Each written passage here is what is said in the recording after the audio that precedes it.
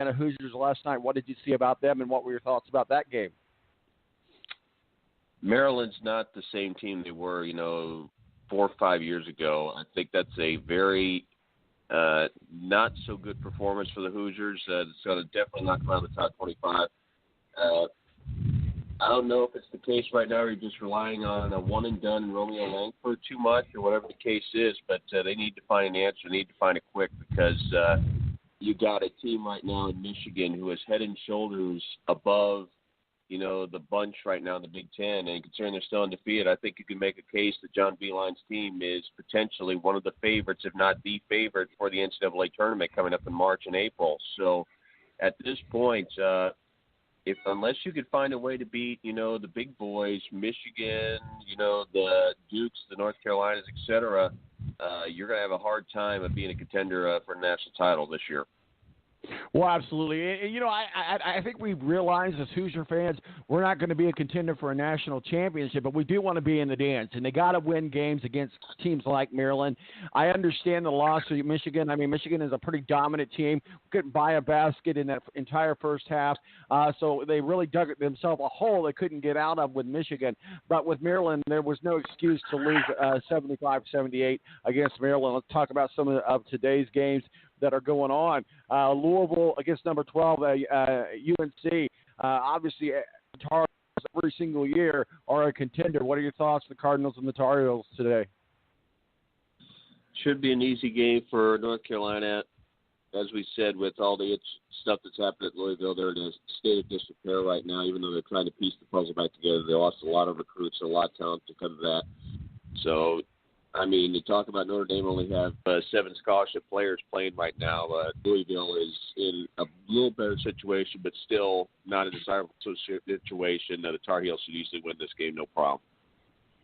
Pittsburgh, North Carolina State. North Carolina State ranked number 15. They're, again, a team that we look to see a lot of action and coming up in March. But Pitt always seems to find a way to get into the dance. A lot of times they're on the bubble. This should be a good matchup, though, between Pitt and number 15, NC State. It won't be. It won't be. Remember, Pitt fell apart under the Kevin Stallings era, just the 1 year with Kevin Stallings, a former Vanderbilt coach. They're still in that same mess. I mean, at the top of the picture for the ACC, it looks real good. But at the bottom of the picture, some of these teams like Boston College, Pitt, Notre Dame, it is absolutely a mess right now. And I think it's no different here. State should easily win this ball game, no problem. Well, Clemson has another sport that they play. It's called basketball, if you did not know that. But they're going to be playing number 4, Virginia. Not a lot to talk about here. But I think Virginia, again, dominant team. Virginia plays another UMBC.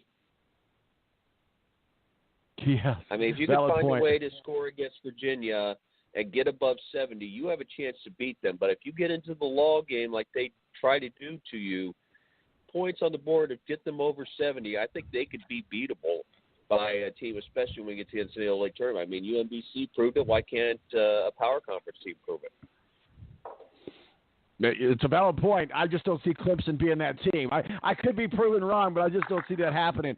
Miami, Ohio against number 19 Buffalo again. Number 19 Buffalo, a pretty good team, but Miami, Ohio, you got to give them credit for being a dark horse and trying to always be in the game.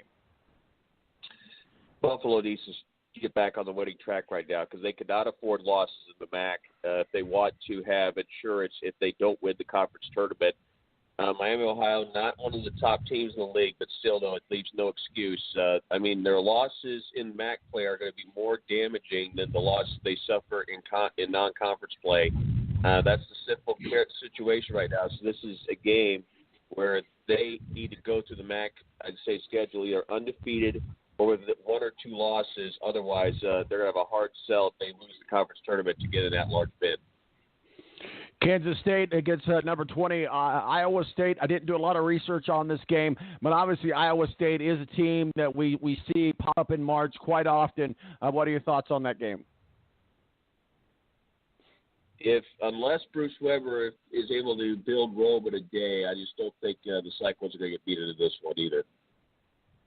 Move on over to an in-state rivalry, Mississippi against Mississippi State. Mississippi State ranked number 14, and they have some power shooters, especially from the three-point line and the charity line. Ole Miss hasn't been able to build a consistent team. I mean, they've had a few flashes of good runs, but the SEC, you have to be a super consistent team to be able to stay competitive there. That's something they have not been able to do. Mississippi State gets the victory in this one.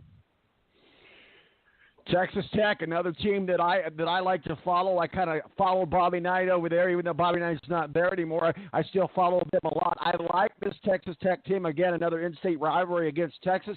Again, Texas is also a very strong team basketball-wise, but I think the Red Raiders find a way to get it done today.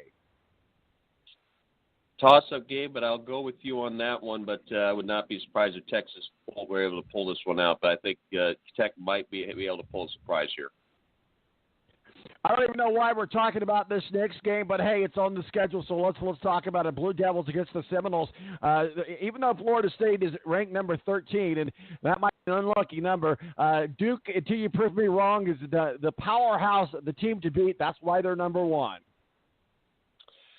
Thing is, though, they have more than Zion Williams. If you could find a way to get Zion Williams to control and force the other players to get the job done, I think they're beatable. And this game is where? At Cameron or in Tallahassee? It's in Tallahassee.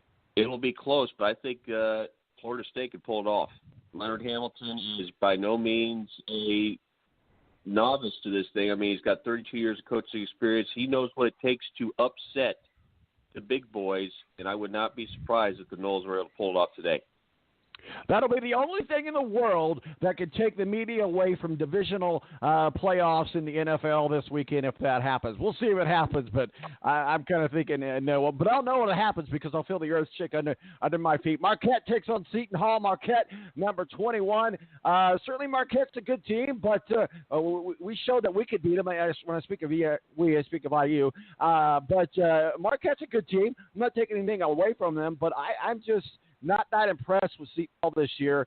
They're not even ranked. I don't even know if they'll be playing in March. At least Marquette has some stability and consistency with them this year. It's amazing how the Big East has plummeted. I mean, they were one of the stronger conferences last year, but beyond Marquette and Villanova, you really can't say there's a whole lot out there. I mean, you have a down Butler team, for instance, a few other teams that are down in the Big East as well. So Marquette should easily pass through this game without too much difficulty. But like I said, the Big East is on hard times here recently. Ohio State University, ranked number 16, going up to Des Moines against the Hawkeyes. The Buckeyes are good. This could be another upset. It really could. An upset that a lot of people don't see happening. But I like the Hawkeyes in this matchup. Same here. Ohio State's been too hit or miss. I think, do they have like one or two real bad losses in non-conference play in Columbus, I think. So you look at the schedule right now, I think Iowa finds a way to get the job done in this contest. Another big rivalry happening today. Doesn't really matter what the records are. Just throw out the stats, throw out everything. It's kind of like an IU-Purdue game, if you will. You got Georgia and Auburn. Auburn ranked number 11, and at this point in this game today, it does not matter. What doesn't matter is Georgia is not in, the position to challenge like their football team is. They've had multiple coaches go through there the last few seasons, really have not had any stability. Auburn finds a way to win. Even with all the bad stuff that's gone through Auburn, I think they have enough firepower to get the victory. But when we get to the NCAA tournament, I think that's when we'll find just how good Auburn is. I think they could be one of those victims of possibly being upset early. Another team that we're going to look at to possibly be in the Final Four, at least you got to have a discussion. That's number 7, Kansas right now. Baylor will find a way to get into the dance. I have no doubt about it, but I just don't think there's any way in the world that they can beat the Jayhawks, even if it is at home. Well, keep in mind Baylor found a way to beat UConn in women's basketball, so anything's possible, but I agree there. Baylor has a couple key players that are battling the injury bugs. Kansas is at full streak right now. I think the Jayhawks will win today. Yeah, that's a valid point you make there. I mean, certainly there is no comparison between women's basketball and men's basketball. But what I am trying to say is that was a great monumental, historical win for Baylor to beat UConn. Obviously, that was big news, and thanks for bringing that up. And another, what I call a nothing game. I know it's a something game if you happen to be a fan of DePaul or St. John's. St. John's ranked number 24. Again, watch the game if you're just trying to kill some time. To me, nothing to see here, but what are your thoughts? Where has St. John's come from? This is a team that was in mediocrity for years, and now all of a sudden they're in the top 25. Mm-hmm. But DePaul's an improving team. I'll be curious to see what St. John's can do, but I think DePaul's going to give them a run for their money. The Red Storm will find a way to win this game, but it will not be a blow-away by any means. Last game, we've got number 3, Tennessee, taking on Florida. Florida's a good team.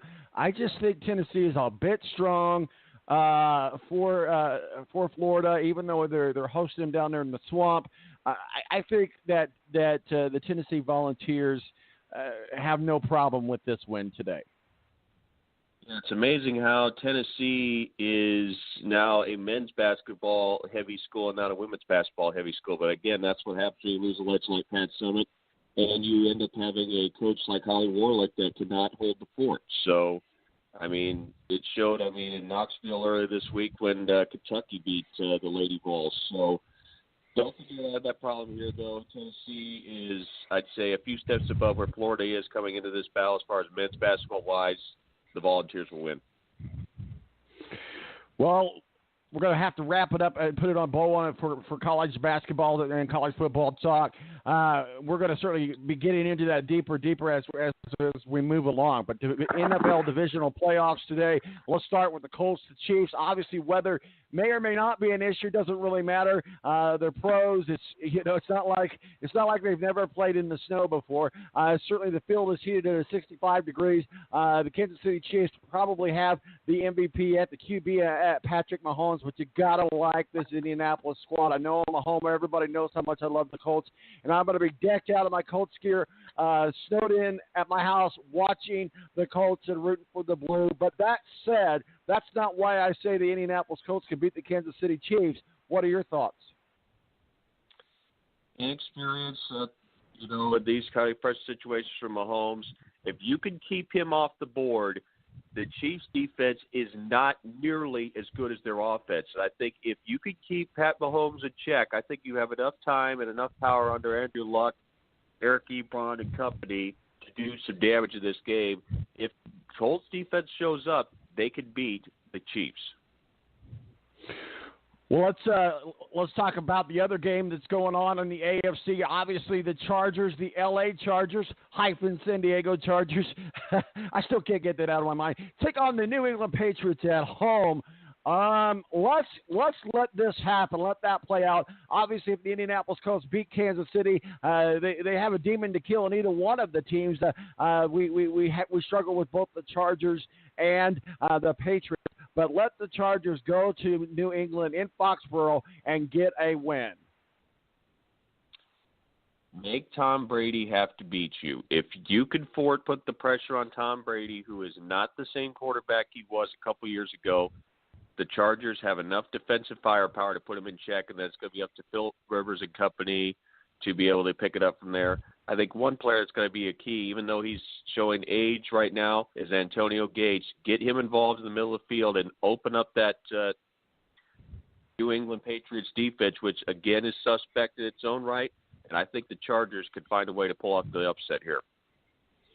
The other game we want to talk about, we're going to be getting more detail on all of these games as the show rolls on, and certainly as we have Ed Kratz, beat writer for the Philadelphia Eagles. But the Eagles and the Saints, it's going to be a tough matchup for the Eagles.